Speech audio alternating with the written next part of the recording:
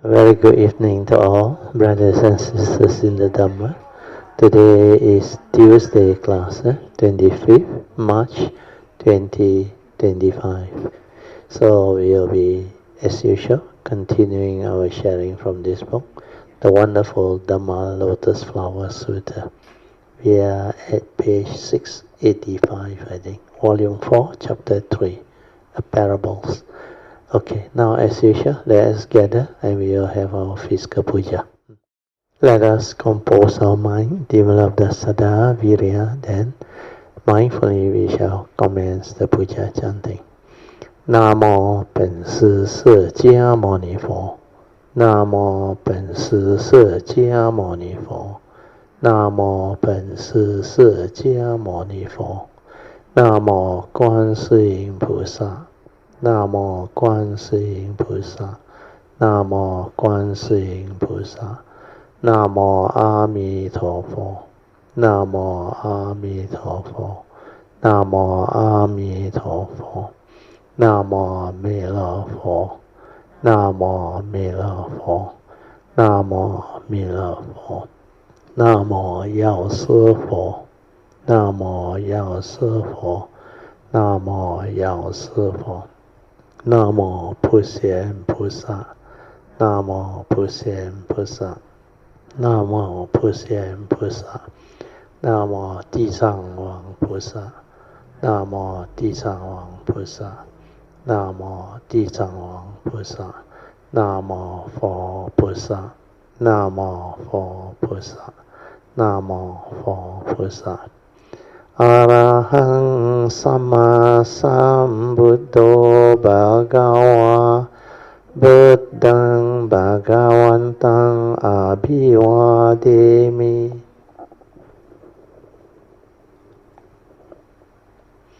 Swakato Bhagavata Dhammo Dhammang Namasami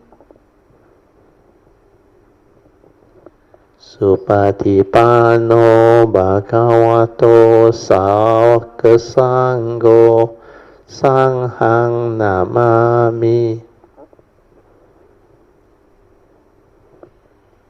Namo Tassa Bhagavato Arahato Samma Sambuddhassa Namo Tassa Bhagavato Arahato Samma Sambuddhassa Namo Tassa Bhagavato Arahato Samma Sambuddhassa Buddhang Saranang Gacchami Dhammang Saranang Gacchami Sanghang Saranang Gacchami Dutiyampi Buddhang Saranang Gacchami Dutiyampi Dhammang Saranang Gacchami Dutiyampi Sanghang Saranang Gacchami Tatiyampi Buddhang Saranang Gacchami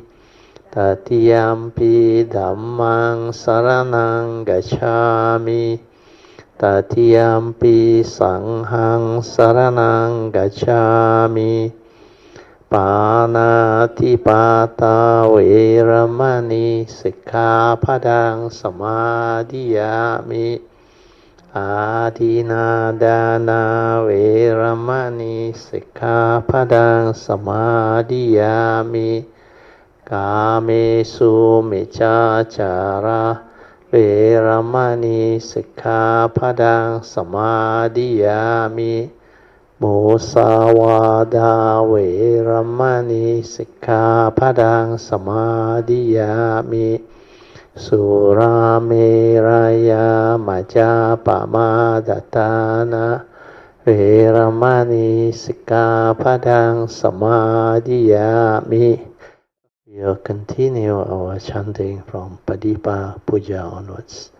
Ganna Sarapaditena Dipena Tamadangsina Tiloka Dipang Sambuddhang Pujayami Tamonudang Ganda sambarayutena Dopena hang sugang hina Pujaye pujaniyang tang Puja bhajana muttamang Vanna ganna guno petang Etang kasuma santatin Pujayami monindasa Siri pada sarorohe Pujemi bedang kasumena nena Punnena matena cha hotu mokhang Pupang milayati yata idang me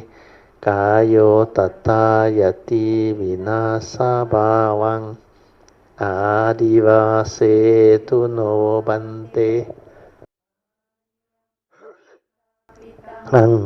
Anukampang upadaya Patigan hatu muttamang Adivase tu no bante Pale parika pitang Anukampang upadaya Patigan hatu muttamang Adivase tu no bante Bojanang parika pitang Anukampang upadaya Patigan hatu muttamang.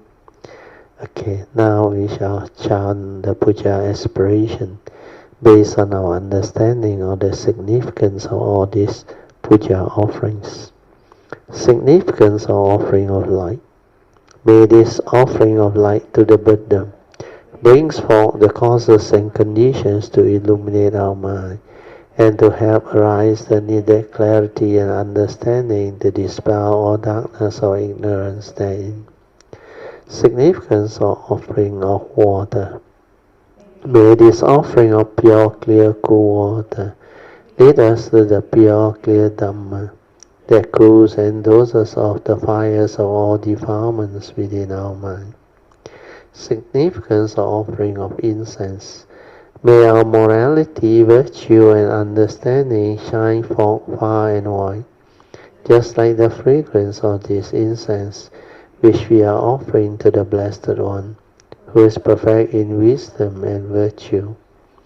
Significance of offering of fruits.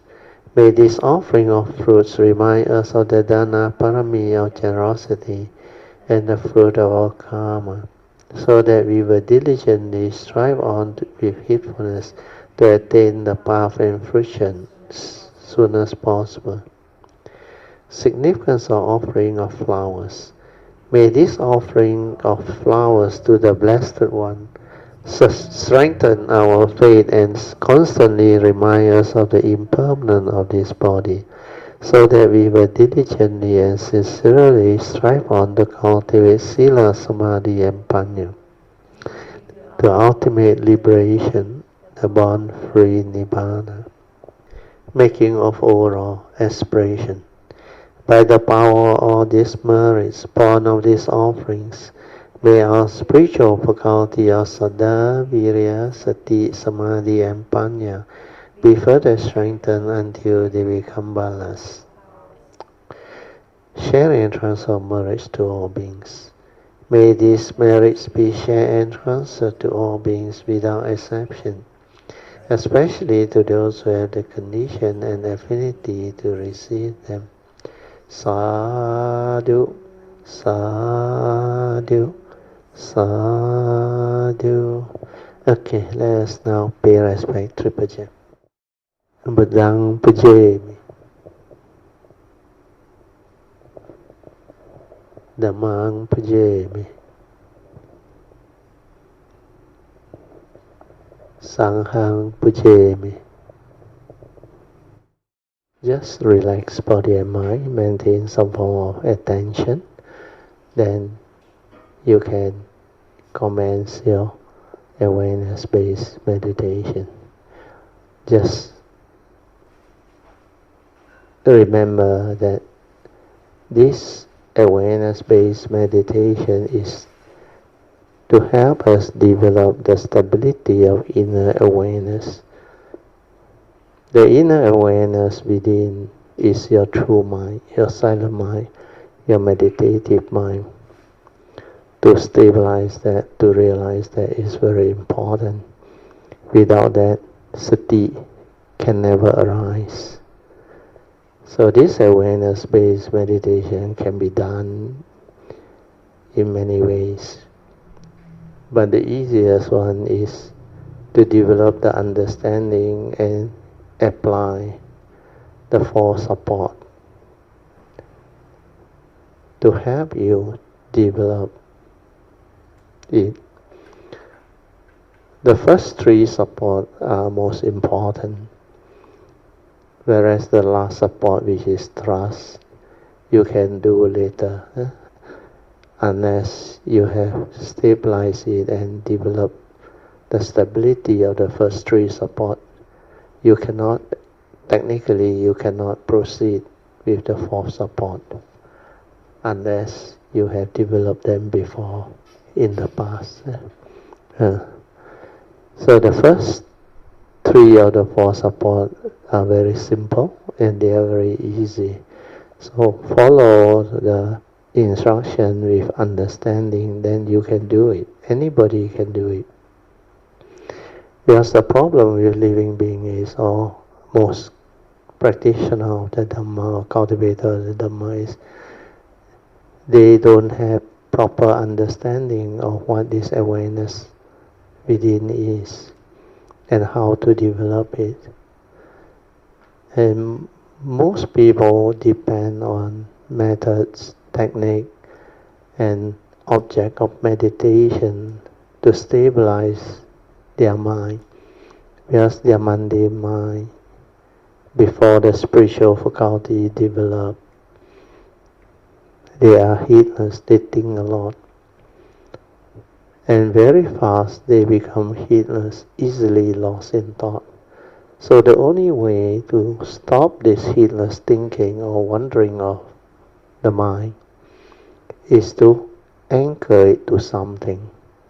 That's why they give you method, technique, which are series of instructions to do things. And who do? The thought do. That's why there is this noting, focusing, concentration, or whatever, chanting and all these things. Means you hold your mind, prevent it from wandering off by focusing it onto a method or a technique. Then sometimes they use meditation object. Then they develop what they call jhanic factors to apply the thought, then to sustain the thought. Means the thought they recall the object of meditation. They keep on focusing, concentrating, repeating. Then after that, they sustain that thought there until the mind appear like in concentration, because it doesn't move. But this is a conditioned mind, a conditioned state. It's not a free mind. You cannot develop the real sati with a conditioned mind. Yeah, the conditioned mind will develop into one-pointedness or ekagata, and that one will build up energy. Wherever you locate your mind, energy will build up. Then sometimes they use continuous mindfulness to go into absorption. That one also is a conditioned state, because you have entered too deep into appana samadhi instead of staying at upachara samadhi, which is a free mind. So for us, the four support will make sure you are not in concentration and you are not in absorption. you just relax body and mind, completely relax. Feel yourself at ease without thought,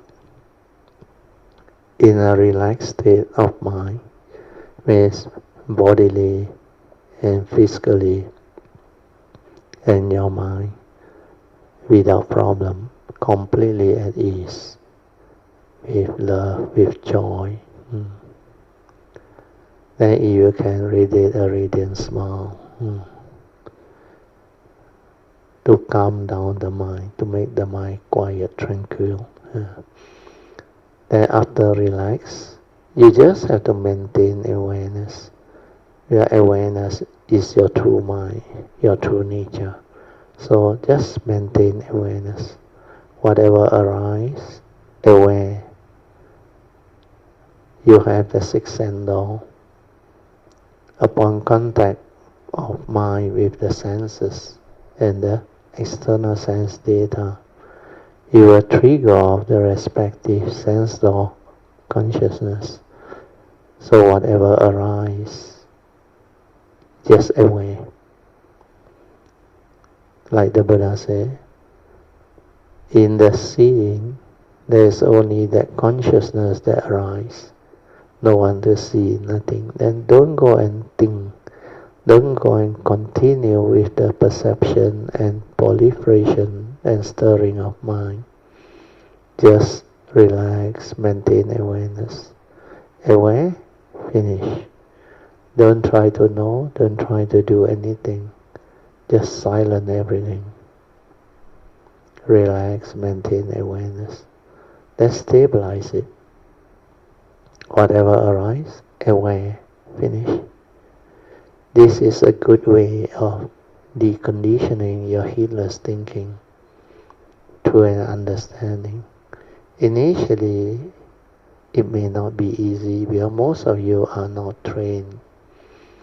You don't have the spiritual faculty, your saddha, virya, and because of that, sati cannot stabilize.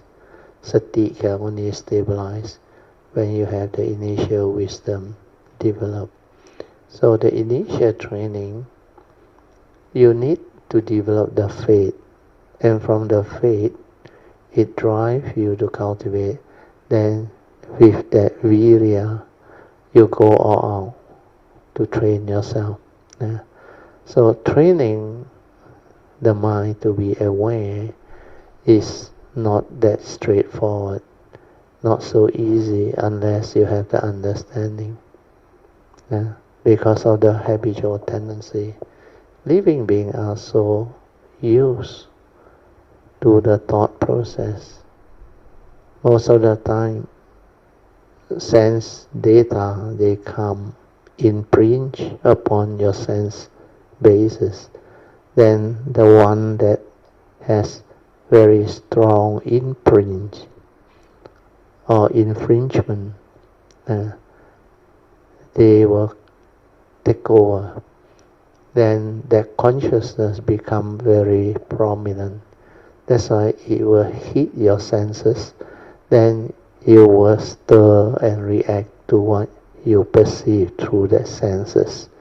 That's why the habitual tendency of reacting to what you see, what you hear, what you smell, what you taste, what you tactile feel and think has become habitual. That's why living beings become heedless. They think a lot. They react to all these sense experiences. So that reaction to sense experience is a very, very detrimental movement, where that one can stir your mundane thought process and thinking. So mundane mind arises from that nature very fast through your senses, through your views, opinion, conditioning, belief system and knowledge that you have developed. And that knowledge is the one that actually binds you. Through knowledge, you come out with all your like and dislike, habitual reaction to sense experience. That's why you have preference, pleasant and unpleasant sense experience. Then from there you think, you comment, you verbalize, and the mental chattering is like non-stop. Then the habitual tendency turn on the commentaries. Everything also you want to comment. The news you read, the thought that imprints through your senses. You want to continue to think, give meaning, sometimes grasp, attach. Then because of fear, worry, anxiety, you stir your mind. So this is how the mundane mind become active. Then the thought which is egoic continuously develop the perception and the thinking and the emotion through your views, opinion, conditioning and belief system, your insecurity, your fear, your phobia, whatever. That's why all this psychological memory that you accumulate through lack of understanding, they have the evil roots of greed, hatred and delusion, and they are the one that you have cling on to, and through memory you hold on to them. So use your awareness that is developed to observe all this, to understand all this. Then you will develop wisdom to understand clearly how you function as a human being, thereby understanding who you really are and how you know the world, how you interact with the world, and how through habitual tendency you stir and react to sense experience to create what we call the mental hindrance of like and dislike, or sensual desire and ill will, through your habits, through your clinging, grasping, preference. So all this is the real vipassana movement. When you develop the understanding of it, you can retrospectively reverse all this. Because the easiest inquiry is, why do you stir your mind? How can you root out all this habitual tendency? Because you lack wisdom. You cannot have the wisdom and understanding to see things as they are, to be at peace with all circumstances and situations that arise, all phenomena, not knowing that this world is a conditioned arising world. Everything that comes about follows the nature's law, the pancha niyama. They are all dependent originating phenomena or activity. They arise and they pass away. When causes and conditions are there, they arise. When causes and conditions continue to sustain its existence, it's like they evolve, they exist. But when causes and conditions cease to be, they cease to be. So it's just a phenomenal world of consciousness with the universal characteristics of anicca, dukkha, anatta. See it clearly. If they are dependent originating, how can it be a permanent unchanging entity? Because we live in a conditioned world. Like the Buddha said, whatever arises, there are causes and conditions behind. And these causes and conditions, the Buddha has explained through the Pancha Niyamas, especially the Paticca teaching. That's how you function as a human being, how your mundane mind actually moves. Then how when this thinking stops, the mundane perception or the mundane thinking, activity, the aggregates of mind, when they cease to be, then what happens? Without thought, who are you? That's why you must stabilize this awareness-based training, so that you can realize the true mind, which is complete silence, tranquility, stillness, without any thought activity or movement. But there is this pure awareness there. Realize that. That is your true mind, your pure awareness nature. That is your primordial mind. From there, all things arise. That's the reason why the Buddha said, mind is the forerunner of all things. Mind is chief. When that mundane mind arises, all things arise. The Buddha called it mano. That is your thinking mind, the condition arising mind. That is your five aggregates of form and mind, your thought process. Then with mindfulness, see how you input the content of consciousness through your views, opinion, belief system, conditioning, etc. Or sometimes your phobia, your insecurity, your fear, your anxiety, all this, they condition you into reacting to sense experience. They condition you to stir your mind, to react. That's the reason why you cannot be at peace.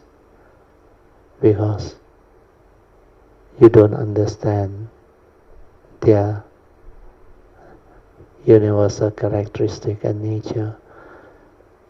And through delusion, ignorance, you cling, you grasp, you hold. So these are the reasons. So continue to train. Develop the three support: relax body and mind, maintain awareness, then stabilize awareness. Don't try to know, just let that nature stabilize. Then you will come to realize your true mind. Suddenly you will come to realize all the thinking, the thought activity, they start to slow down, until suddenly everything becomes very quiet, very still. And that is your true mind. Tranquility of mind, the stillness of mind. Then you can inquire without thought, who are you? What are you? Then you can use it to meditate, to observe, to understand, to see things as they are, to insight into phenomena, to awaken to the three universal characteristics of anicca, dukkha, and anatta. Then for those who have developed the stability of these first three support, which is relax, maintaining awareness, and already stabilize your awareness, you can stay at the heart area. Just silence everything and stay at the heart area to do the fourth support, which is trust, Trust. Trust your pure awareness nature to develop the meditative movement within.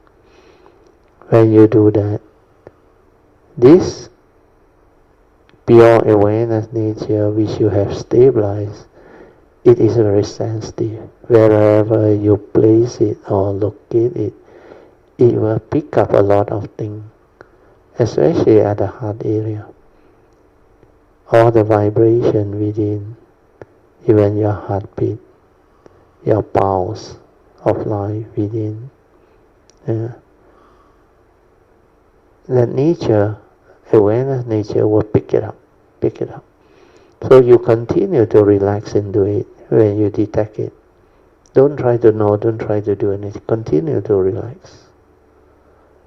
Then let that heartbeat or vibration or pulse of life, let it move until it becomes very quiet and very still. If you don't go and give it more mental energy, it will slow down. It will become more and more quiet, more and more tranquil, until finally it's like no more movement. That is the progress you will develop. When that thing happens, don't panic, don't fear, just stay with the silence. Then the mind will suddenly enter sati, where when you do not create any of this duality of like and dislike, pleasant and unpleasant reaction to sense experience, when there is no fear, then this mind becomes very quiet, very still. And without this duality of like and dislike, which are sensual desire and evil, there is no mental hindrance. When there is no mental hindrance, your sati or pure awareness nature, mindfulness, take over. That's how you realize your true mind, your silent mind. The mind enters sati. Then during that time, if you are patient enough, you will come to realize your whatever activity is like magnified. Every slightest movement is like magnified. And when the mind enters sati, everything that you come to experience is in sati, that movement. Then later on, even when you have stabilized it, when you come out of it, you will come to realize everything that you do is in sati. Then all of your activity and movement, kaya, is in sati. The awareness and the kaya activity, they are all in sati. All action, all movement, physical movement, they are all in sati. Then all of your seeing is in sati. Hearing is in sati. Smell, taste, tactile is in sati. No thought in between. That mindfulness and the awareness and that sense experience, they move as one. Specific phenomenal awareness. Even your thought process, your thinking, how thought arise, you will see them clearly.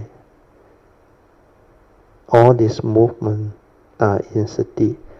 You will be able to see the mental flow, mental movement. That's why initially you see the physical movement, then mental, then after that nature's activity and movement. Specific phenomenal awareness will arise. Then you can see all of the physical phenomena within nature, all of mental phenomena within nature, and all of nature's phenomena within existence. Then you can be aware internally and externally, following the sati patthana. Everything will fall into place. Okay, with this, I will let you meditate on your own.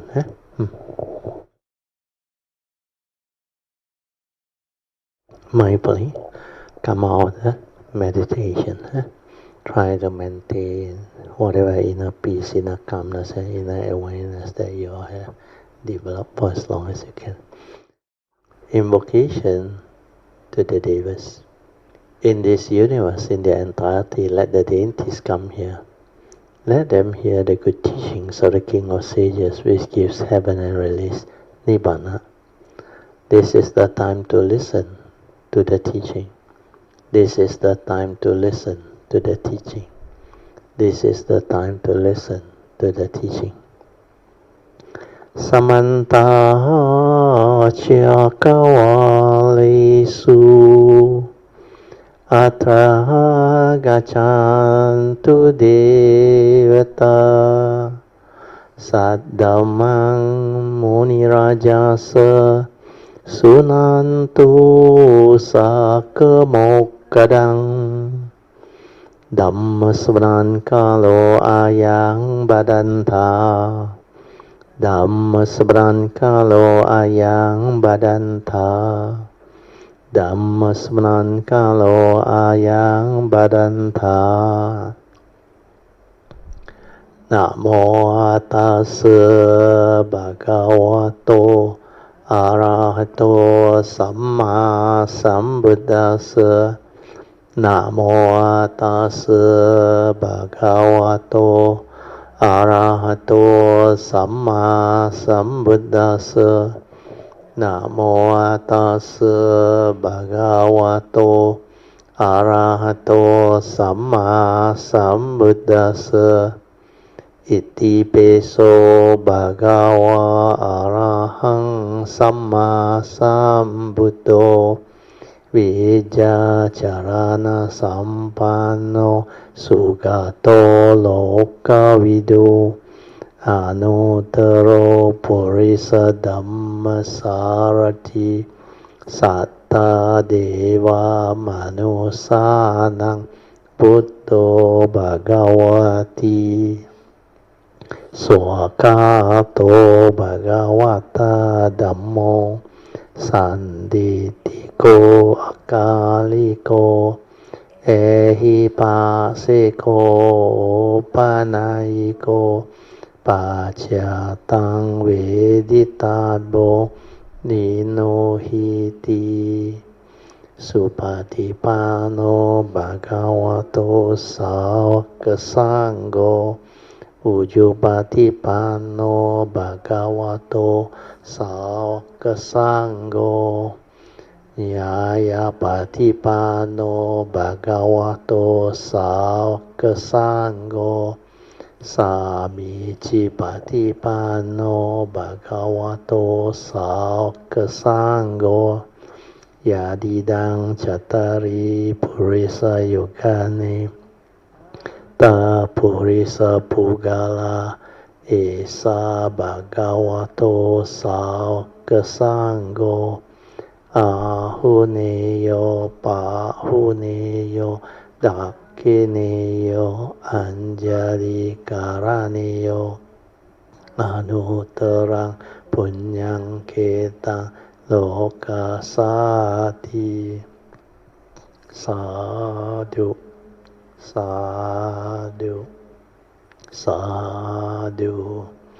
We will read on from this paragraph.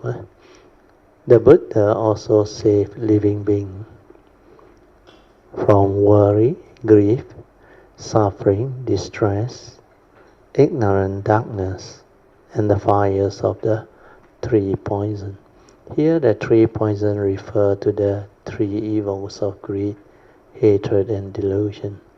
Sometimes they are also called poison because when the evil roots are there, it not only make you heedless, it not only make you evil, it will also poison you in the sense that you are as if dead. Means spiritually, you don't stand a chance. That's why they are called the three poison. The three evil roots are the root of all evil. They are major evils. Wherever greed manifests, in Pali they call lobha. Then anger or hatred is the second evil root, which they call dosa. Then moha is sakayaditi or self-delusion, means delusional, where we cling and grasp to the ego, the self, the form and mind, thinking that it is a permanent, unchanging entity that we can cling on to, grasp onto, and say, this is me, this is I, therefore all this can be owned, they are mine. So this one is self-delusion, sakayaditi. When you do that, it will trigger suffering. That's why the five aggregates, when you grasp onto them, the Buddha called it upadana kanda, the grasping aggregate. They are the cause of suffering. That's why in the final summary of the First Noble Truth, the Buddha mentioned very clearly, in short, he said, it is due to a living being, sakkayaditi or self-delusion, that condition them to grasp and cling onto their own five aggregates of form and mind, believing that is real. And because of that, suffering arises. Okay.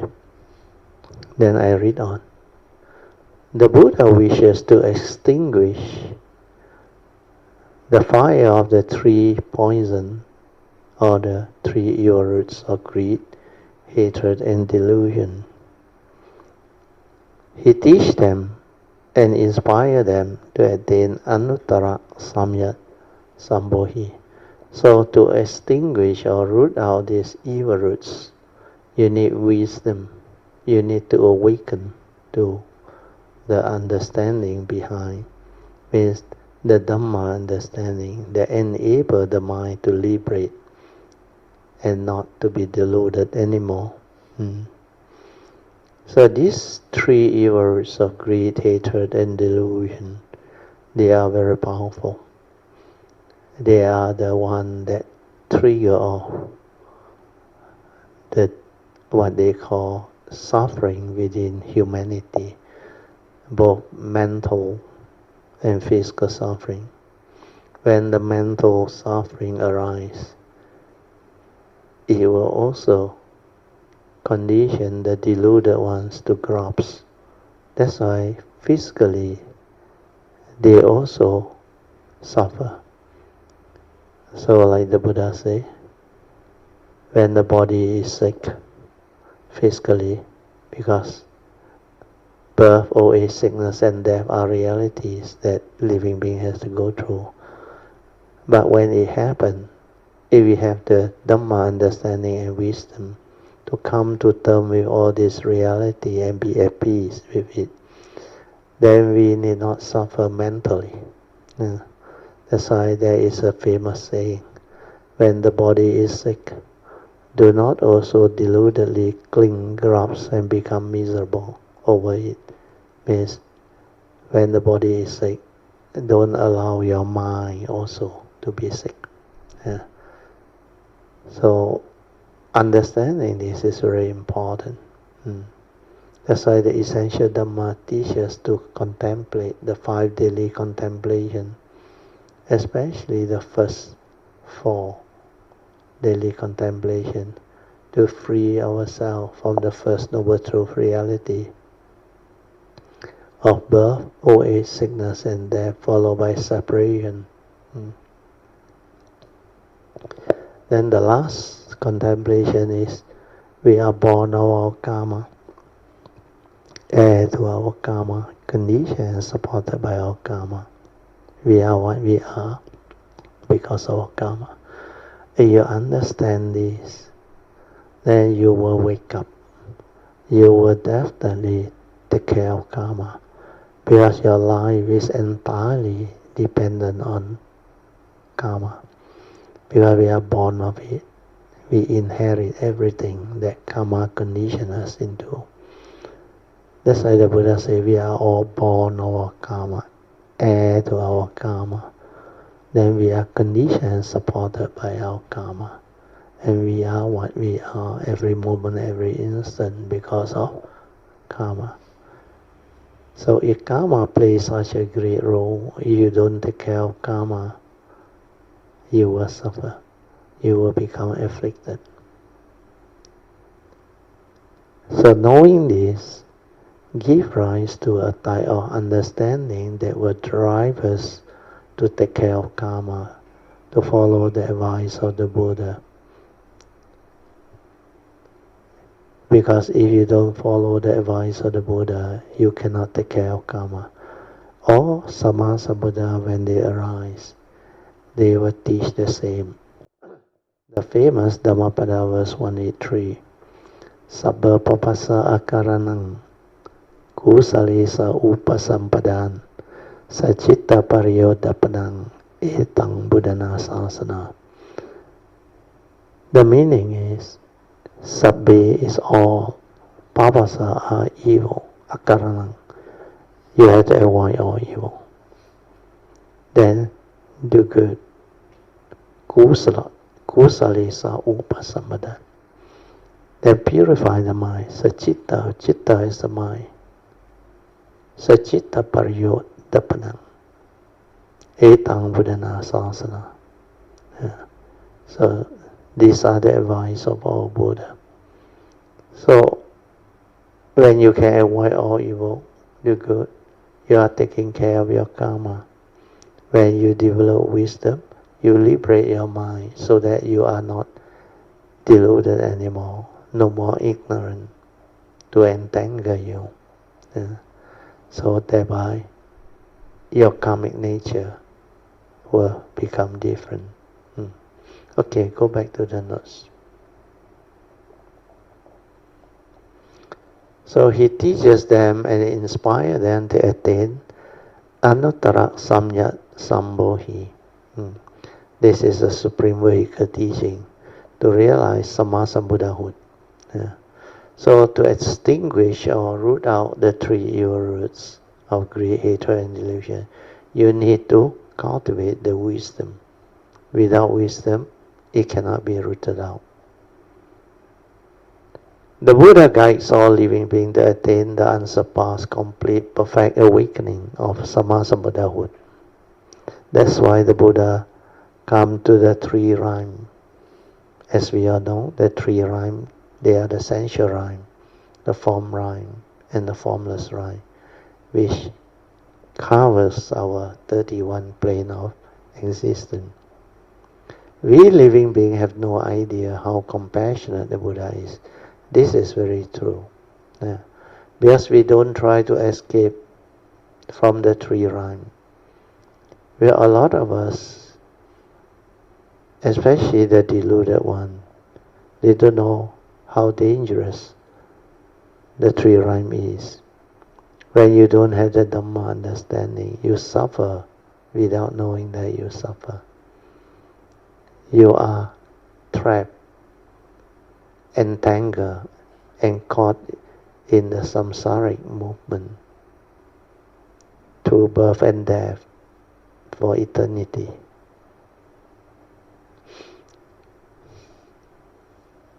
So here is mentioned, because we don't try to escape from the three rhyme,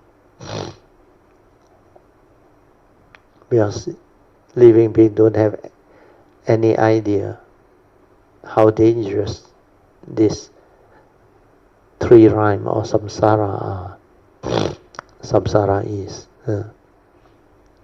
Then out of love and compassion for living beings, the Buddha actually take numerous birth and cultivation to perfect itself, to come to the world and share this teaching with the world, so that living beings can all be safe and liberated.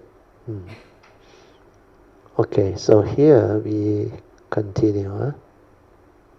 Because we don't try to escape the three rhyme, the Buddha waits in distress on our account. Consequently, we should quickly brings up our spirits and get out of the three rhyme. Here I think the English translation not so good. So here, consequently, we should quickly determine with virya to get out of the three rhyme as soon as possible. Means to liberate our mind, to free ourselves. We should not be lingering in this burning house. That's why the burning house analogy is very, very appropriate, very apt. If you know the house is burning, you will not stay in there. You will try to liberate and get out. Okay, then we go on. K2, correlating the specific analogies. correlating the energy of seeing the fire, correlating the energy of the elders, choosing the cards over the table, then correlating the energy of the impartial, giving of the Greek cards, then correlating the analogy of the elders not being guilty of lying. Okay? So the sutta says, he sees all living beings scorched by birth, old age, sickness and death, worry, grief, suffering and distress. They also undergo various kinds of suffering because of their pursuit of the 5 desires and of wealth and profit. Furthermore, because of their grasping and craving, they presently go through various kinds of suffering and will therefore suffer in the hells, among the animal realms and among the hungry ghost realm. If born in the heavens or among the human, they will suffer from poverty and distress, from being separated from their loved ones, from being with people whom they don't like, and from all the various other suffering born of the 8th reality of the First Noble Truth. Then we go to the commentaries. He sees all living beings scorched by birth, old age, sickness and death, fear, worry, anxiety, sorrow and lamentation, grief, suffering and distress. Their suffering is as great as if they were being burned in the fire or boiled in hot water. They also undergo various kinds of suffering because of their pursuit of the 5 desires, the 5 desires of the senses, and of wealth and profit. So the 5 desires under Mahayana teaching, they classify them as their craving or desire for wealth, for sex, for fame, for food and sleep.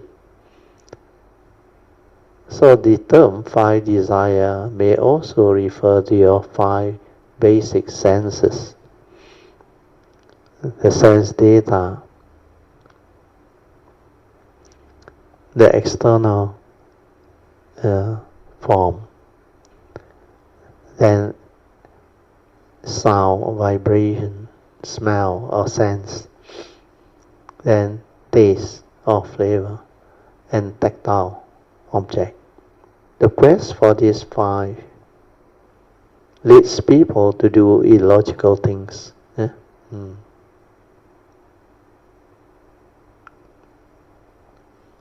Why do people act in unskillful and harmful ways or heedless ways?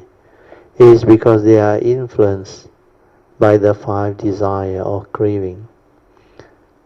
Why do people act in skillful and beneficial way?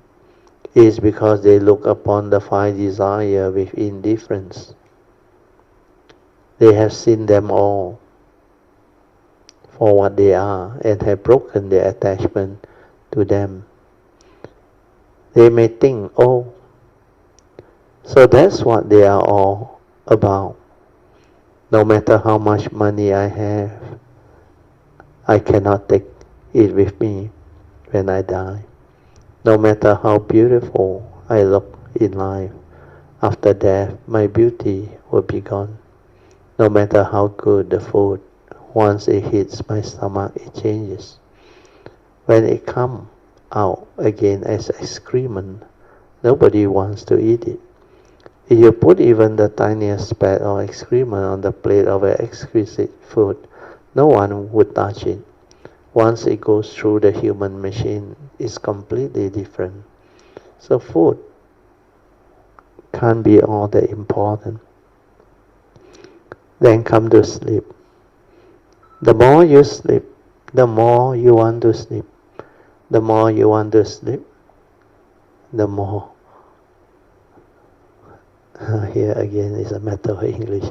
The more you sleep, actually, the more you want to sleep, the more miserable you become. Because when you cannot sleep well, you become like affected.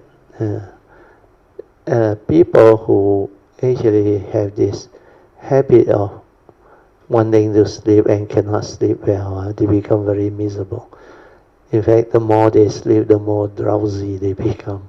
They are not able to rest their body and mind. In fact, sleeping is a good way of resting our body and mind. If you have good sleep, deep sleep, your body recuperates. But this one is a negative habit. Those who are lazy, those who are heedless, they tend to sleep a lot. It's not like developing the need to rest our body. Our body, the organs, all of the parts within, we need to rest, proper rest for it to recuperate. When you rest and your thoughts are not active, then you have deep rest, means you shut your mind down. When you can relax and maintain awareness to shut your mind down, even maintaining awareness, you can make a decision to switch it off. Then it's like you will go through a very good deep rest where your mental activity are almost minimal or hardly any. Then what happens is our life force from our karmic nature, they will heal us. They will actually develop the movement within. So this is like meditation. When you do the fourth support, when you trust that nature to do the movement and activity, means the internal movement and activity, then what happens is, it's like when you have a deep sleep, when you are resting with awareness, the thought is not active. So there is no resistance. There is nothing to resist that movement. Then during that time, your life force, the full movement is not lost. That if you know how to channel it to your gateway, what happens is, it will become pure energy, and you can use it completely for your spiritual awakening or spiritual transformation from within. Where most people do not understand. As a human being, we actually drain our life force a lot. We become tired very easily. So what happens is, when you think a lot, you take up a lot of mental energy. When you study a lot, when you concentrate, you focus, you use energy. Then likewise, when you work, where you have to think, plan, so all this develop what we call stress. Sometimes worry, anxiety, or negative emotion that come as stress. So this is how we actually dissipate our life force. And most of them use it for the thinking. Actually the thinking, the emotion, the reaction, all these are the movement of energy, mental energy. Even when you focus and concentrate, you use a lot of energy. For those who are observant, when you study during your Form 4, Form 5, Form 6 days, or even in the uni, I remember. At that time, I eat a lot now, but cannot put on weight on. But I need food, I need energy. And you can see it. Then the moment we graduate, no need to study here. No need to do all this already. we put on weight very fast. No? I remember I entered the university with a weight of 95 pounds. 95 pounds, I think, is very light. Huh? Less than 100. Less than 100. How many kg? I think about 40 kg like that only. Very light. Or 42 kg. Then what happened was, because when I entered the university, the food was good, the college and all those things. And we had not only 3 meals a day, we are given 5 meals a day. And the nourishment straight away provide me with the what they call the food that I need. Then my weight straight away within the first month shot up to from 95 pounds to 108 or 109 pounds. Then it stopped there until I graduate. But the moment I graduate, within 2-3 months, I hit 132, which is about 60 kg. And my weight very consistent. Until I age 60, then I went through angioplasty, all those things. Then the doctor said target 55, 56. And now I 55, 56, around there. So if you are mindful, aware, you can understand all this. Because our life force, you can use it to live life, to work, to do whatever you want. But most of the energy is drained out through, most of the people drain it out through work activity. Then sometimes people need to exercise because the body need to exercise. And some people need to exercise so that they can sleep. Otherwise they cannot sleep. Then different people dissipate the mental energy or the life force energy differently. And most of it is lost in thought, lost in the emotion, the stirring of the mind, the reaction to sense experience. But their mind is hardly aware or mindful without thought. When you are mindful without thought, you conserve a lot of energy. Your thought energy, which is the main activity that draw all this. So instead of losing it to all this, through all your various type of thinking, emotion and stress, or exercise and all those things, you can actually make use of it to meditate, to develop the spiritual activity and transformation within. In the year 1989, when I was shown the gateway where I detected it, then I saw how I make use of it. There was a point I make use of it almost 100%. Because the moment the life force come, I just let it flow into the gateway, complete. Then I saw the how it transform and melt into pure energy. Then how the pure energy through trust move by itself and activate all my internal nadis and chakra. This is the real opening without resistance. Then from there I transform very fast. That's why I told you the first time when I was shown the gateway by my last guide, I went in and my mind becomes so still, so quiet, without thought. And for almost 2-3 hours, it's like a car perfectly still. No vibration, nothing. Still. And the nature is there. That's why it's so different. And everything just melts inside. Even my external yin-yang energy that I have developed through my external mindfulness training in the past, or anapanasati and all those things, prajna, all those, they melt in. and they become pure energy. That's how that movement, the activity can be understood. Then from there onward, I know how to conserve my energy.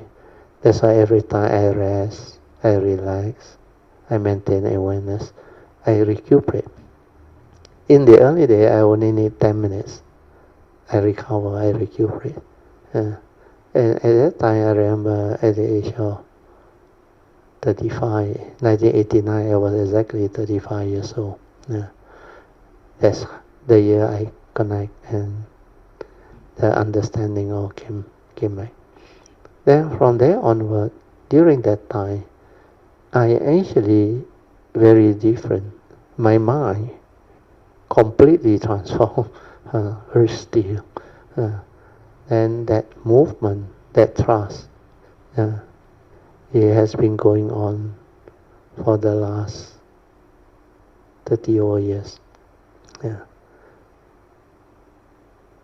89 until now is 36 years. But it's still moving, unending. But already, like,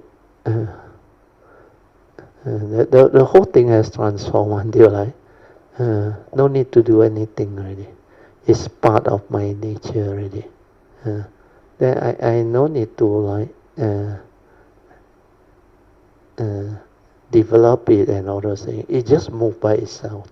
But the understanding is that the movement, the transformation, all the heart here area, front and back, all they open up until open up doesn't mean that like you open a can.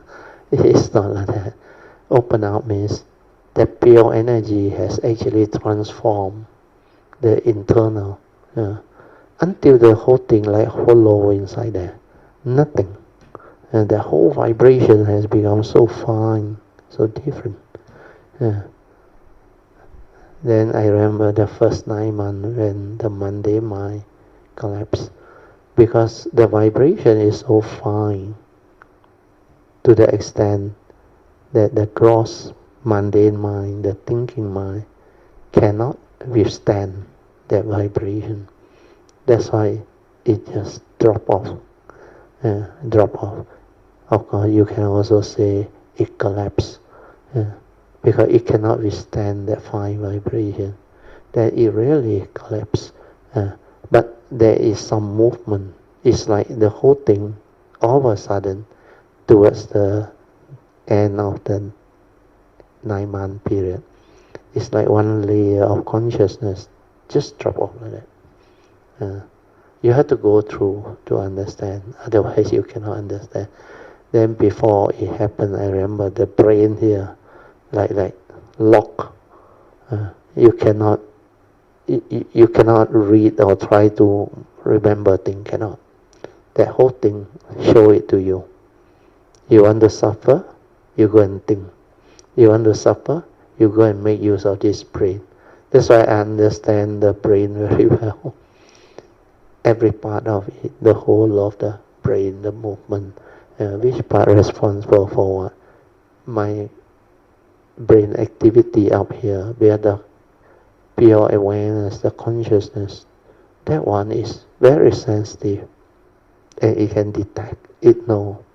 That's why when I eat food or what, I think a lot of people now know. Last time, only my family member know. I sweat a lot on my forehead here only. Because it's so sensitive inside there. And that movement, I think, is to cool the brain. Cool the brain doesn't mean that it's working very hard. No, because it needs the sweat to actually allow the latent heat to make it cool. Because this part of the brain is always cool. Then most of the time I got no thought activity. Most of the time my nature is just aware. It's only when I need to manifest, to teach, to share, to communicate, and to express myself, then I need to use words. I need to use thought. But these are from the pure supramundane activity, the pure nature that manifests. Well, the mundane mind no more, gone. Okay, that part cover. We go back to the sharing. I have to finish it off fast. We are almost 9:41 already. Oh, we are at sleep. Okay, go up. I think we can stop. No. Go down, sorry. Yeah, he also mentioned when you sleep too much, you are in a daze, not understanding anything. As to fame, if you have good reputation, when it's time to die, it loses all relevance for the people who die.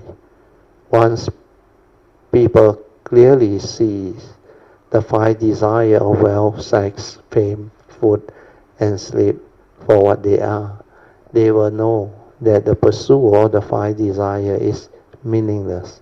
Having understood this, they will focus on behaving skillfully and creating merits and virtue. This part, I think, I will stop here. Then remind me of the sharing that I will give you, apart from what Hsuan has mentioned. Hsuan has mentioned based on what he has developed as understanding. But this part, regarding the five desires which the Mahayana classify them, well, these are termed as vices, understand not? That can trap living being. When you crave for wealth, sex, fame, good food, and sleep, without wisdom, without understanding, then it becomes what they call craving. They call it the desire that can bring about downfall, because you try to have them or achieve them through unscrupulous means not in accordance with nature's law. Like wealth, you didn't acquire it properly and other things. Then, of course, sex, under the five precepts, if you are married, it's okay. You can have it, but you cannot force, or do it through what they call, like certain people, they commit adultery, rape and all those things. So these are way beyond the nature's law that governs all this, the karmic part. Then some people, they want fame is to boost their ego, to become famous through scarcity, egoic and all those things.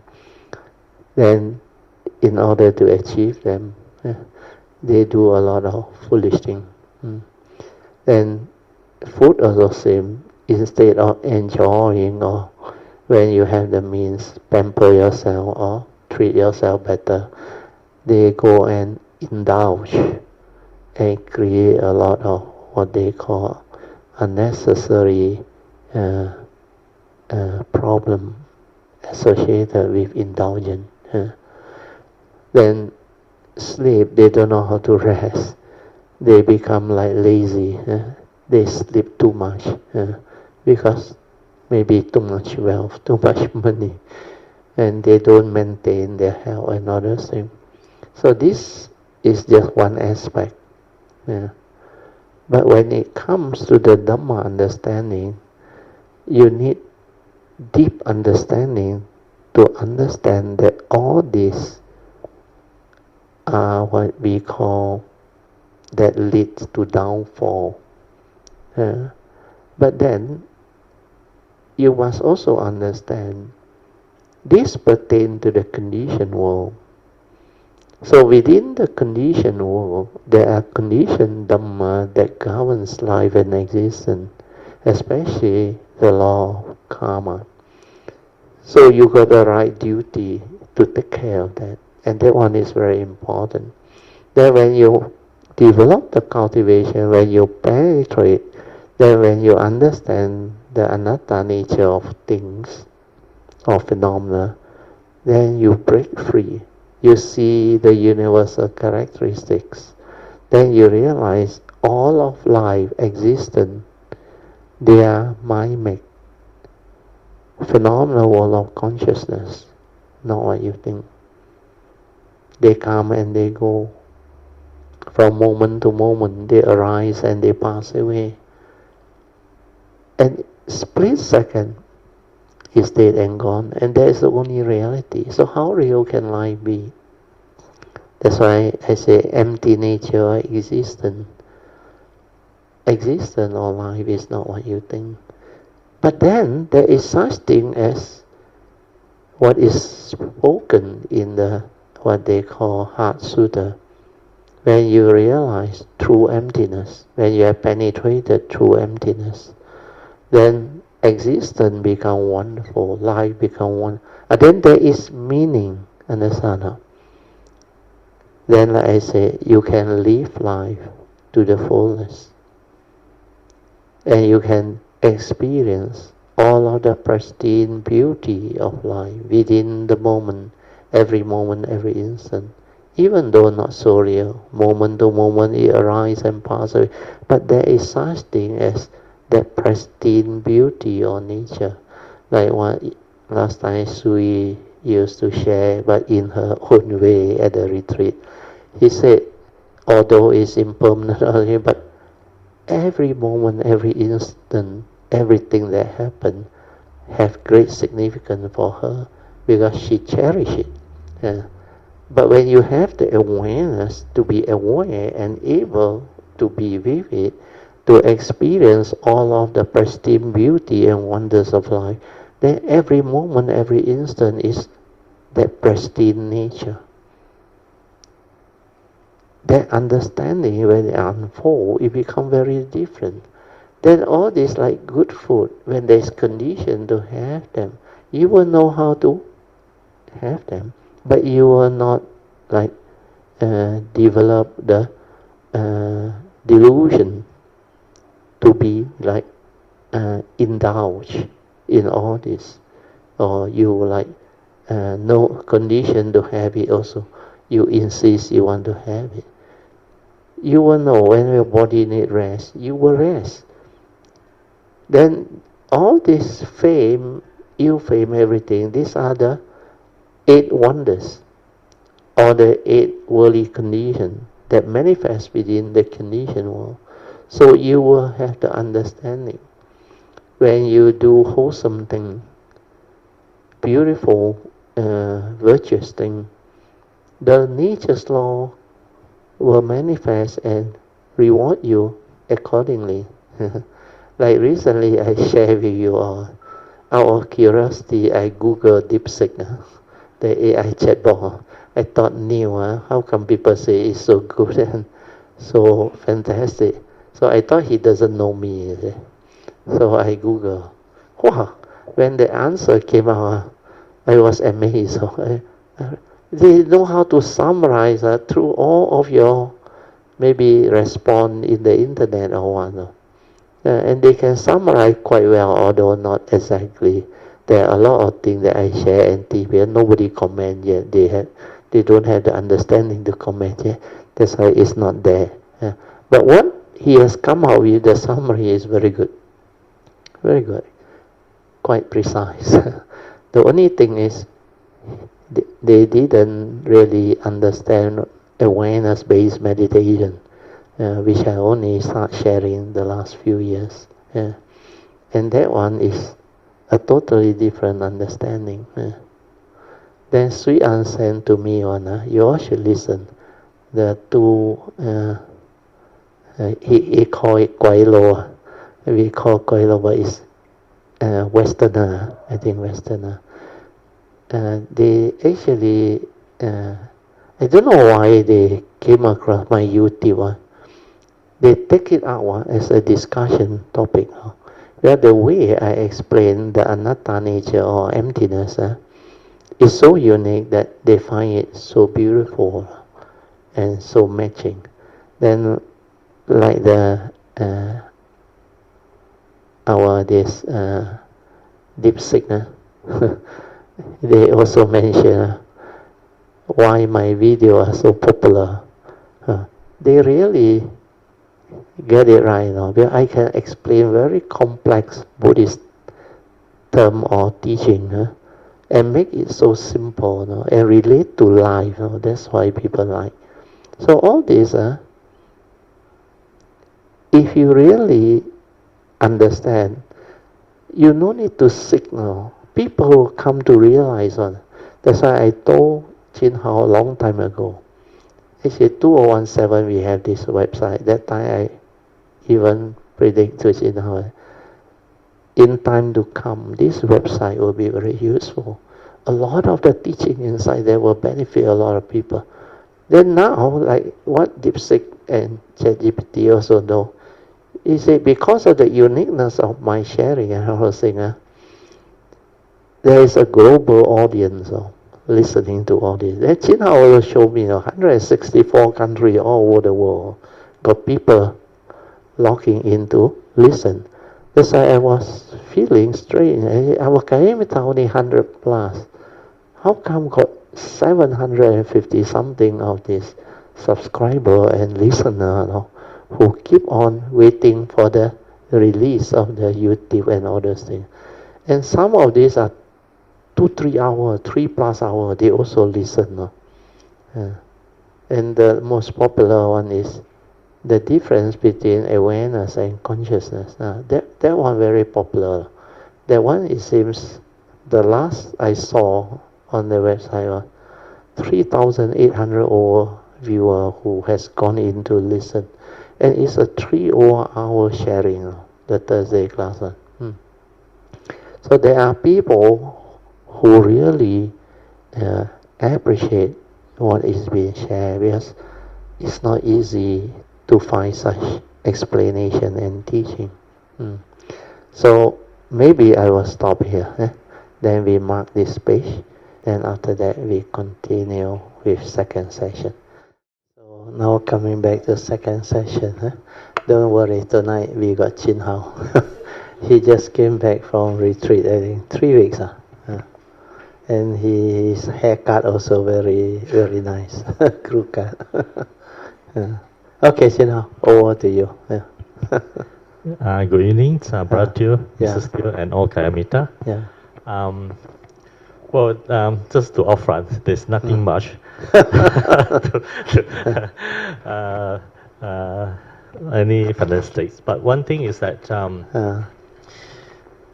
because of the duration, you see, and the contents of the retreat, which allowed you to be more flexible, and that's why that I found that it would given me a lot more time on relaxations, and I was prepared to loaded a lot of talks, you see, and one of the talk that really struck me was that over the years I've been trying to say that stabilize my satis, and I was hovering between anapana and the lying down, you see.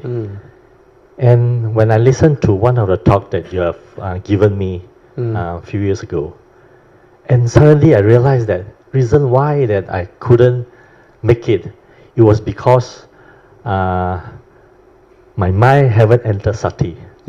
And my meditations, as it's the anapana, was not really stable enough, whereby I can able to constantly relax into the in peace and in quiet, and not only one time or 2 times, whereby it need to be consistent over time and over until whereby it was very stable. So I was like, wow, I was so happy to that it really solved my long time question, you see. Lingering doubt. So because I was like, at that time I was still, before that I was like, why when I was doing lying down, easily. I mean, it was initially was quite okay, but later on, then fall into a thought and all those kind of things. You see, but now I get it. So though I haven't really stable, haven't mind enter sati, but it gives me a very clear direction. But this is the way that I need to train my mind. You see, and this is the way that I need to spend time on it. You see, so there was few sections that I was this sit very peaceful and very quiet. They are still taught in, but I can easily sit a very, very long hour, close to about 2 hours, just like that, you see. So I think that's why I say a lot of understanding is very, very important. Especially those that those talk that I think if you find it very important, I think it's better to record it down. Put it aside. You listen attentively a few times, then you write down. When you write down, you can recall and write it down using your own word. Means you have stabilized the understanding. Otherwise, you cannot write it down. Otherwise, you have to listen, rewind back, then listen to it word for word, then you write it down. But no need. You listen until the understanding is there, then write it out without playing back the thing. Just write it down. If you cannot write it down, means not stable. That's why I remember in the early day I used to tell you all the three things: faith, sincerity, and perseverance. Just do. Don't try to know. That's why the doing is very important. You do with understanding means body and mind as one. Daily mindfulness. You're bowing, you're lying down, your anapanasati. Just relax into it. Maintain awareness and let the thing move by itself until it's stabilized. Everything you do, all action, all movement in the present moment. Bowing also same, walking also same, lying down. All activity determined to be aware. Even when you wake up, the first thing you wake up, the full awareness of your posture, that how you move, every action, every movement. You must stabilize that daily mindfulness. Otherwise, your mind very difficult to enter sati on. Then, when the time comes, when your daily mindfulness stabilize, you realize whatever you do, even method, technique, anapanasati or what, the moment you sit down, the mind that has entered sati, already in sati, that's why just now also I mentioned, when mind enters sati, everything you do is in sati. All your anapanasati or whatever, the kayanupasana, the sati, what they call sampajana, everything will be in sati one. Then you realize, no need to do, very easy. The mind which is relaxed and aware is your true mind. And the true mind will detect one. And it will detect the breathing. Then the breathing out, breathing in, breathing out. No need to do anything on the awareness and the phenomena move as one. Then you realize all your movement activity, your awareness and the phenomena as one. That's why I have faith. Just do. Don't try to know. Don't try to even have the doubt. Ayo, how come last time I can do, now I cannot do? Who is saying all this? The thought. Forget about the thought. Have faith. If people can do, you also can do. Determine. Just do. Then everything will fall into place. Then of course you can make adhitan. Then seek the great beings' blessing, protection and guidance. Then when you develop all this, take the bodhisattva vow, the yellow card, every day for at least 6 months, non-stop, until you become very familiar with all these things. You will definitely progress on. Then the causes and conditions will manifest and you will understand. That's like this faith, saddha, leading to the virya. Then that virya drives you with the saddha. Your mindfulness will come. That's why I say when you have the faith, it will give rise to the virya, to understanding who the Buddha is, how special his teaching is, and what a being he is. He's not only enlightened, he's fully enlightened.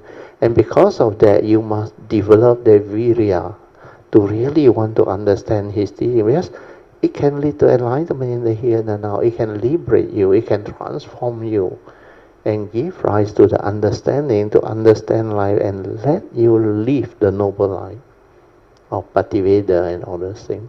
Then that virya that drives you, you will go all out to cultivate sati. You just do, like I mentioned, the four support, the bowing, the walking, especially at the retreat. You will progress very fast. Then when you lie down, don't doubt, just relax.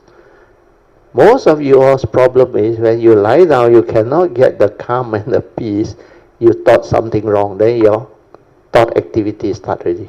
How come last time I can, now I cannot? That is verbalization. That is the doubt already. Why must you doubt? Have faith in your nature. If there is faith, if I am sincere, if I persevere, the way will be there. You can quote me. Brother Theo say that. All Buddha will tell you the same. When there is saddha, it will drive you to develop the virya. Then from there, if you are sincere and you persevere, the path will be there. The way will be there. You will find it. And it's not difficult. Good that you came to have this understanding, despite after trying for so many years. But no problem, because everybody is different. And it's very good that through all this, you discover yourself. You investigate, develop understanding. Then with that understanding, that's why listening back to the old sharing is very important. All these things, they got a lot of pointer inside there. And just now when I was sharing about this website, broteo.com, a lot of people still don't know how much thing inside there. I tell you, in years to come, a lot of people will start to understand the four circle formation teaching, which I just start teaching the last few years. And this four circle formation teaching is still very new. The pure awareness, nature, all those things, people still don't quite understand. But you develop the faith, the sincerity and the perseverance, and you do that, you can progress, especially until the fourth support. Then you can locate the gateway. When you transform, you will comprehend what I teach and share. Otherwise now, I think, not easy for people. But there are quite a lot of Kayamitta who has been with me. They have what they call clear understanding that this is so beautiful and these are possible. That's why their faith become very strong. And the way they move and they progress, completely different. Very good. Sadhu. And also I noticed that if your mind is not silent enough, to read your books, it's just like all the Dharma knowledge. Wasting time on. Yeah, that's right. Unless because it comes from that silent, that nature. If you don't have the what they call ability to be with the true mind, a lot of the thing that I write you cannot comprehend on, because it needs that silence within. That's why I also used to tell Sui, you wait till she stabilizes the awareness nature and locate the gear, she will progress very fast. But that one need to be developed with understanding. Then you must be very patient, relax, maintain awareness with the faith. Just do silent, persevere. Then just do. Then it will come. And when it comes, everything becomes different. It's like you suddenly wake up from the what they call delusion, the slumber. Well, last time you cannot see. And all this will only trigger and happen when you suddenly realize that and went in. Then when you come out of it, you become very different. Then after that, everything that is being shared, you listen again, so different already. It's like crystal clear now. And all the meaning, like, take a new dimension, very deep. then every word is very meaningful, very penetrative, very direct. Because last time you need to because when I just came to realize all this and I came out to share, I need to look for the word that nobody know how to even coin it, like specific phenomena awareness, spacious awareness without a center. I need to find the word, even the pure awareness nature. I need to find the word to share. But now the movement is so different now. Now all this word has been established through my sharing. Then when I realize all this word has been established and cultivator has that ability to comprehend, this nature inside very funny one. It will move by itself, it will share by itself, it will know what is needed or not. That's why you see the awareness-based meditation, the preliminary first 10 or 15 minutes that I normally share. Now today I went and exceeded it. I think normally I would have started the alarm or setting of the 30 minutes before 8:30. Today it went to 8:37 I saw. That's why I have to cut short and stop. Where I share a lot of the thing. You go and listen. Today one is also very good. You go and listen. That will let you understand much deeper, clearer how to develop this awareness-based meditation. And I even mentioned about method, technique, and even object of meditation, all those things, and all the movement that is possible within the brain, the activity, the views, opinion, condition, beliefs. All this is explained clearly today. So you listen to it, and when you slowly develop the understanding and the stability, then don't keep it as knowledge. Just listen attentively. Then reflect, contemplate until it slowly stabilizes. Then when it really stabilizes, you know what to do. When you lie down, all this understanding will help you do. Then once you stabilize the awareness, just go to the heart area, stay there. Don't do anything. Let that nature detect. When your mind has entered sati, it's very sensitive. Everything it detects on. Then all the movement is like your mind enters sati area. Everything is in sati. Then after that, the slightest movement like magnify. Everything is magnified. That's why the pure awareness nature is very different from the thought. The thought cannot do all these things. The thought cannot be aware. The thought cannot insight into phenomena. The thought cannot develop all this direct seeing and understanding. But the awareness nature, which is the silent mind, can do all this. That's why you are right when you say, if you just read without the mind that is tranquil and still, you have not developed the ability to be aware and stabilize the inner awareness. Most of it is still knowledge, theory.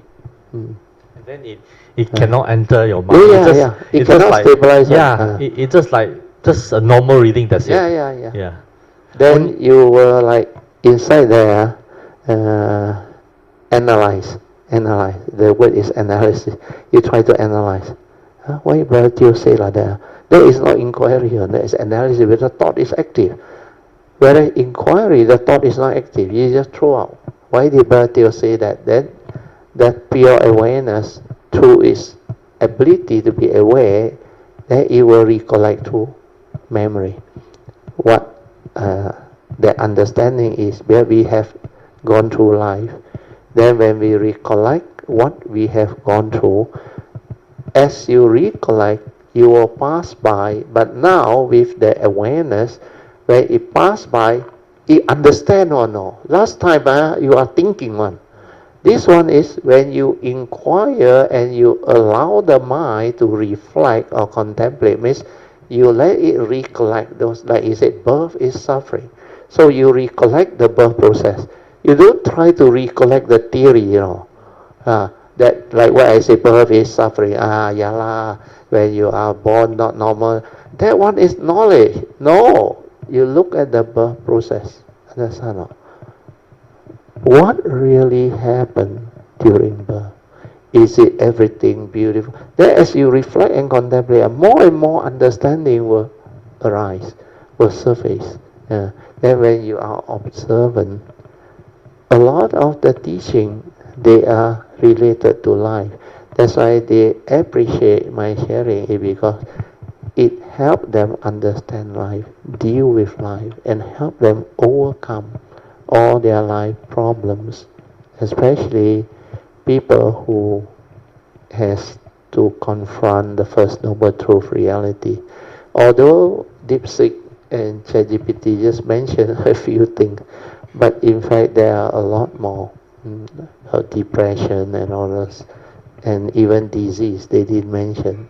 A lot of people came to consult me because of critical disease and all those things. So these are the understanding that can unfold, and when you cultivate sincerely, you do it correctly, it will manifest, it will unfold. Very good, Sadhu. And in this retreat, I read the books, the Eckhart Tolle, The Power of Now. Many years ago, when I first had this book, I couldn't understand at all. And this time, it was so easy to understand. Yeah, and to my surprise, I found that because he was trying to say that the mundane mind and the silent mind, the true mind, but he was so.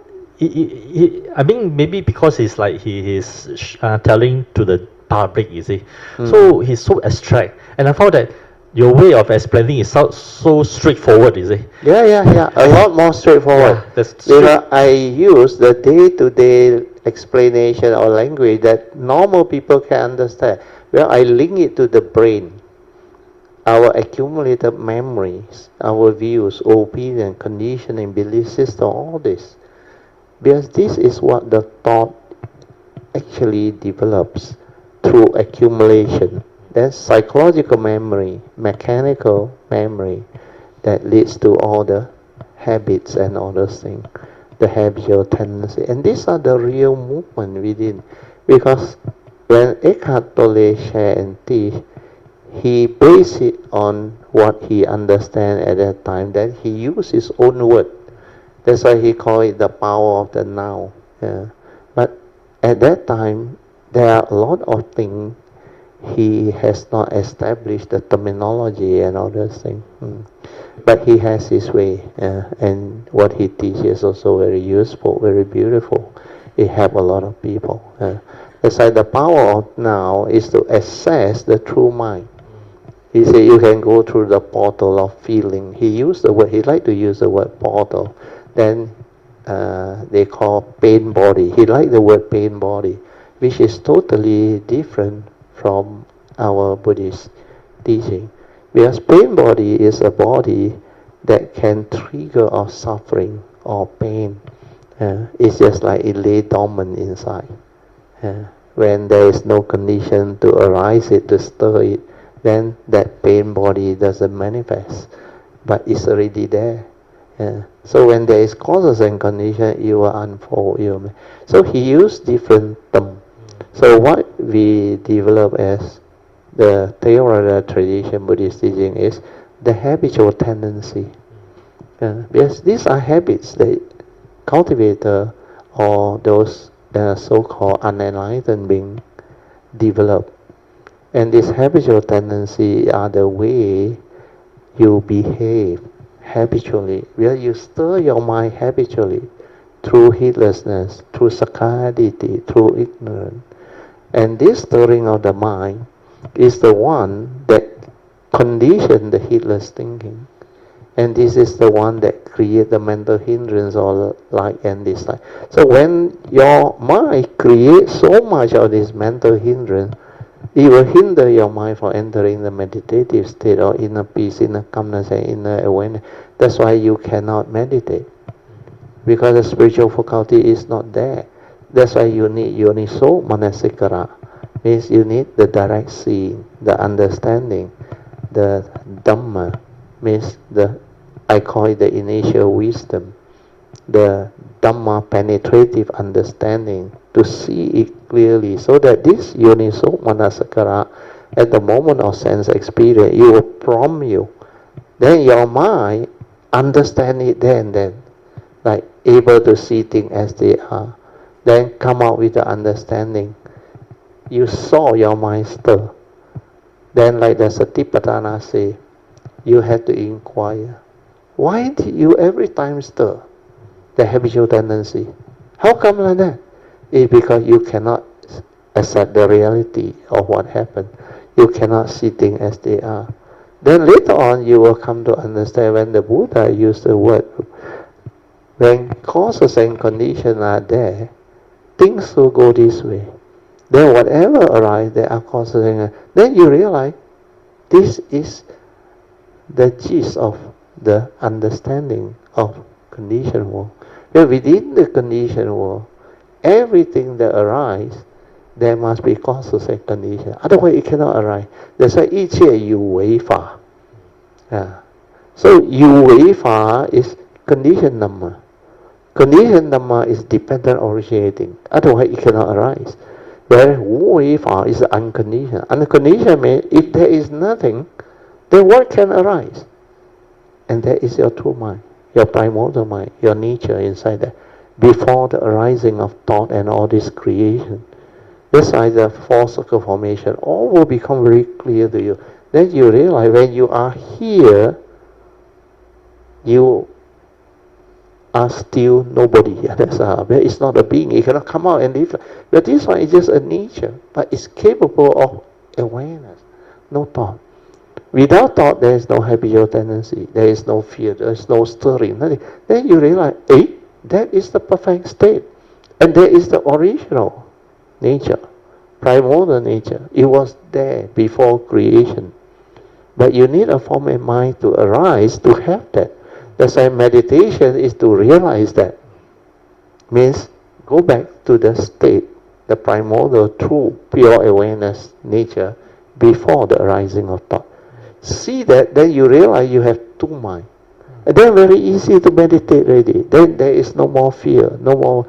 Then that thinking, that stirring, that creation, mind is the forerunner of all things, and all things is understood. Once it understood, that movement will slow down.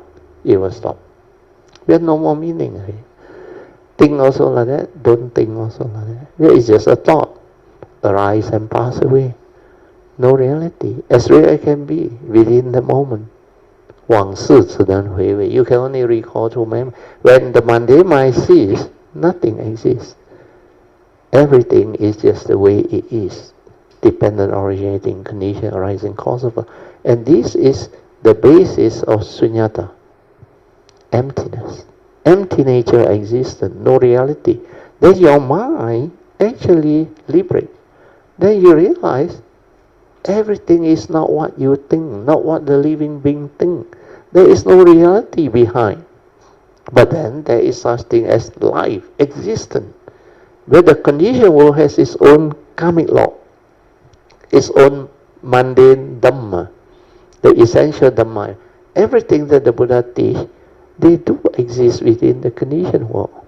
That's why you cannot just like, through the understanding of the unconditioned, everything not real, then you don't bother. No such thing. Because this form of mind is not a permanent, unchanging entity. It's not a being, not you. But this is subject to karma. That's why there is a right duty. So all these are not taught by other people. That's why people cannot penetrate. On the one hand, the Buddha said, you are all born of your karma. Then the other hand, he said, anatta. Non-self, empty nature. Then you think he contradict? No, he didn't contradict. When he say you is the form of mind, and that one is not a permanent, unchanging entity. That's why he mentioned it very clearly. If this is you, he said, the five aggregate will not tend towards suffering. The form will not tend towards suffering. Feeling will not tend. So he used this type of analogy for people to understand it easily. But what I use is you need to have the awareness to see. That's why the awareness, I saw feeling arise and pass away. I didn't die. So how can feeling be me? Then perception also same. Come and go, come and go. That's why I can explain to you the three periods of time. Past, present and future. And of these three, the only reality is the present moment. But how stable is the present moment? Because I saw it. Split second is there and gone. Split second is there and gone. So where is the reality? And that is the only reality, highest in life. And yet it's so transient, it's gone. So all these understanding are very penetrative, but you need sati to see all phenomena at the moment of its arising, sustaining and passing away, there and then, without thought, without word. The direct see. When you see, you awaken. Then, like I said, for those who see, they always see. Where these are not very, they call it what? Esoteric teaching, you all cannot understand. No, it can be understood. That's why the deep Sikh, they know complex concept and understanding can be explained clearly and easily understood with analogy and all those things. So this is how the future penetrative sharing and understanding can transform living being. And now with your understanding, you will listen attentively, and all this understanding, when it's stabilized, you will progress, and you will develop very good understanding. So be patient, have faith, sincerity, then persevere and just do. Don't try to know. Okay? Yeah. And I realized that, if without the constant understanding, learning from your teaching, I wouldn't be able to understand what Eckhart Tolle thought about that, you see. Yeah. In fact, your way of describing is much easier, straight to the point. A lot easier and more direct. Yes. That's why a lot of people find my sharing a lot easier to understand, is because the Theravada teaching, like I explained to you, they are taught in like piecemeal, every of the teaching, like the five aggregate form and mind, is just the words only. And the two aspects also, they don't know. Then the five spiritual focus, but they are not linked. They cannot link all this. Whereas the mind map that Sui helped me to prepare, I able to link everything with the explanation. That's why when people read that one, they realize right view with regards to law of karma trigger off the advice of the Buddha, and why keep precept all explained clearly. That's why it's very different. In the past, if you go and read the Theravada teaching, life is suffering, they always tell you the reality of birth and the eight reality within the first noble truth teaching, the noble truth of dukkha, not explained. The inquiry, the three turning, the first turning wisdom, Suttamaya Panya, Chintamaya Panya, then Bhavanamaya Panya, how they are linked to the first, second and third turning. Nobody know. The Dhammacakkappavattana Sutta also, same. The Paticcasamuppada also, hardly anybody can explain the real one. So all this, like you come to realize, the explanation is so direct and so simple. That's why Deep Sikh also know complicated concept can be made simple.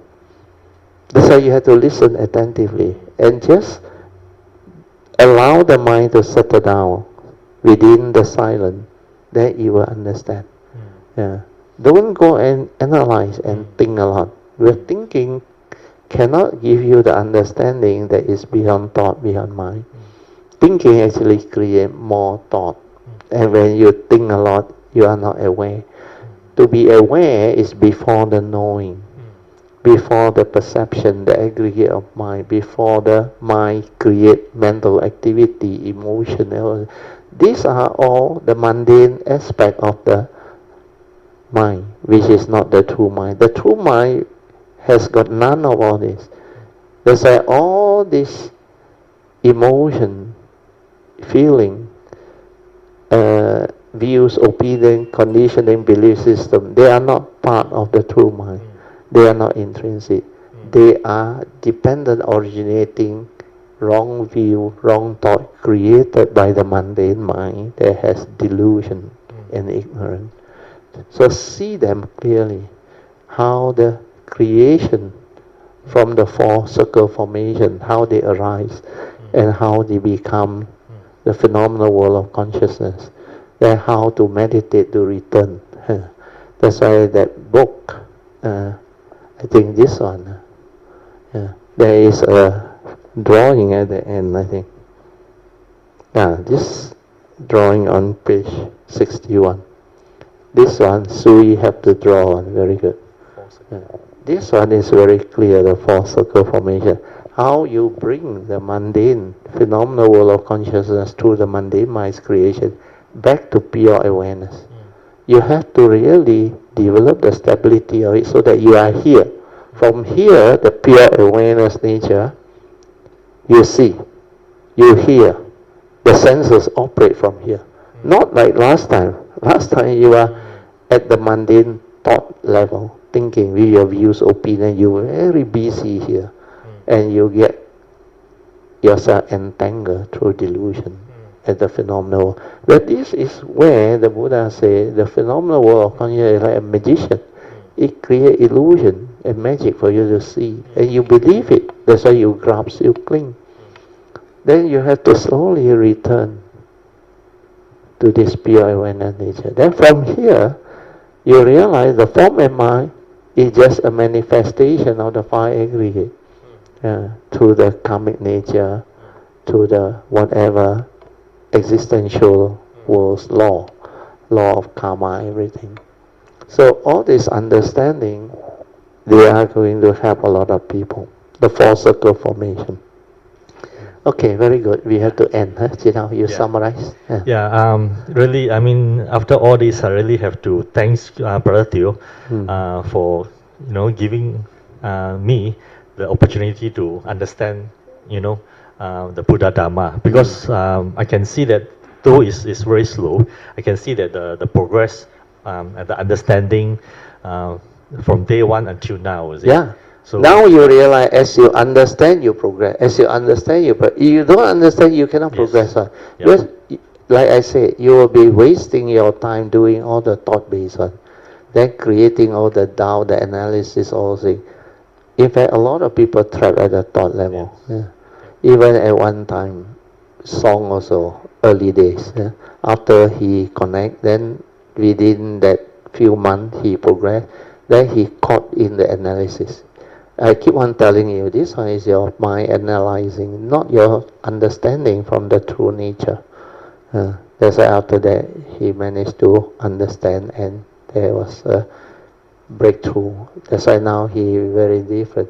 Now he understands how the mind actually analyzes, then how it verbalizes inside, because it don't have clarity, it don't have the spiritual faculty, it don't have the stability of sati, the daily mindfulness.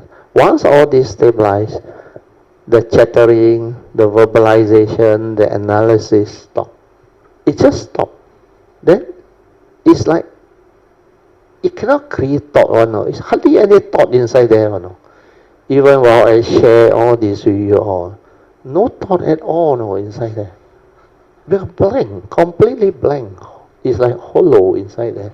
But the understanding from the nature will manifest, and you will know how to share. Because there is this understanding there, the clarity. That's like straight from the heart. It's not from memory. Memory is knowledge. Memory cannot understand.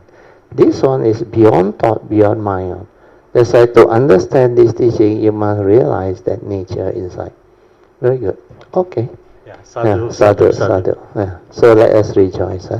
Sadhu, sadhu, sadhu. Okay, we have to end already. Because it's 10:34 already. We will share merit.